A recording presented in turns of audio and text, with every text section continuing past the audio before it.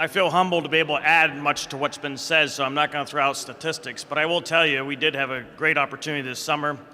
Many of us stood here, and before we hosted the hearings, I did contact our chairman, DiGirolamo, ask his input because he's been dealing with this issue longer. But three quick things that came out through the 9 hearings we did across the Commonwealth. A lot of things came out, and they were very informative. But 3 things that kind of stick out in my mind that were stated time and time again. And number 1 was, no one wakes up and says, I want to be an addict. Number 2, for those that are listening here and watching on TV, this is not a teenager's problem. This is all ages, all ethnic groups, all parts of our geography, and if you think it's just somebody in the inner city has nothing better to do that wants to get high, you're fooling yourself. And you're going to miss out on some red flags that may be going on in your own family, your own home. And number 3, for those who have criticized, 1, the bipartisan opportunities here, and 2, the fact that we've been spending money, we as a Commonwealth, you and your communities are already spending the money. We're spending it in corrections. We're spending it in hospital care, ambulance cares, police services, and judicial services.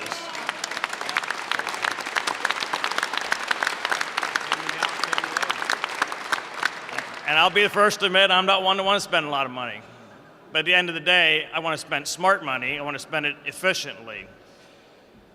But our police services and some of our ambulance crews, some of your small communities only have 1 ambulance. We can't keep sending them out for the same person over and over and over and over. We got to get them to recovery.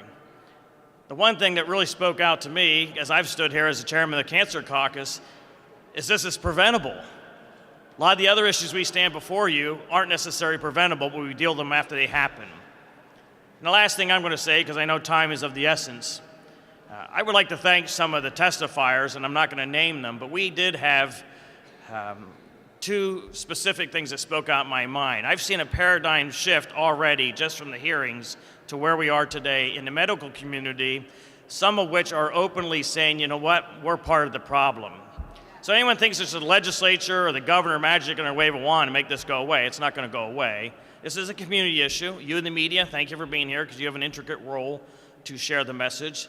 But the medical community and some of the physicians that testified at our hearings actually, 2 in the last panel, did some introspections in their own writing and prescriptions over the last year or 2, and were really astounded with how the proliferation of their own prescription writing was bigger than what they thought. They've taken proactive roles to change that, and I've seen a significant change within the medical community. I know Dr. Levine and some of others are working with the medical schools. That's a big part of this. We were in part with our communities thinking that everyone ought to live pain-free lives and utilize all prescriptions that are available. A lot of the people that are in this problem are 30 to 50 years old transitioning over prescription drugs. And the last thing I want to say is, I used to be a county coroner. I've seen the worst of the worst. But sometimes as a society, we want to say that people bring this on themselves. Again, I have a hard time believing people wake up and say, I want to have an addiction problem. But I also want to highlight some of the people that testified. One specifically, I'm only going to say her first name, was Christine, but she impressed me, as did some of the speakers here, that she had to recognize her own problem. And it wasn't until she was incarcerated 11 times and realized that she had to change her life. But more importantly, if we walk away with nothing else, people need to realize your life is valuable. God created you for a reason. He's got a plan for you, and we can't have it clouded up by addiction. Life is wonderful, and we want you to be able to experience that. So for those who had the courage to step forth and talk about their issues, because sometimes it's embarrassing, and we as society make it embarrassing for you to talk about it, life is good. Get clean, get in recovery, and enjoy that life that you were planned to live.